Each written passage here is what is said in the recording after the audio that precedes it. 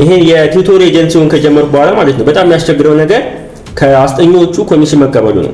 እኔ መጀመሪያ ወር ክፍያ ተቀብለው ከዛ ላይ በፐርሰንት እንዲሰጡ የማደርገው ግን በአብዛኛው ለመክፈል ፈቃደኛ ሆነም ወዳጆች ጋር ይስማማሉ። ከዛ ወዳጆች ጋር ደውላችሁ ቴክስት አድርጉ አንድ ሁለት ቀን የመጣችሁ እንኳን መጣችሁ ትባባላችሁ በቃ ይቀራል ማለት ነው።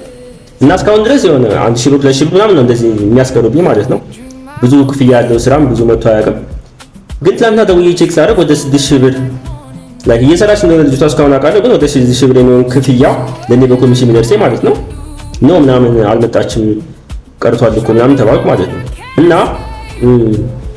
እቺ ልጅ ከሌላ ኤጀንሲዎች ጋር ስራ እንደነበር አውቃለሁ። ስለዚህ ሁላችሁም ጋር እንደዚህ እንደሚያጋጥም አውቃለሁ። እና ምን አሰብ ቴሌግራም ላይ ግሩፕ ቻት ከፍቼ ይቻላል ላይክ ቢዝነስ ቻት ማለት ነው።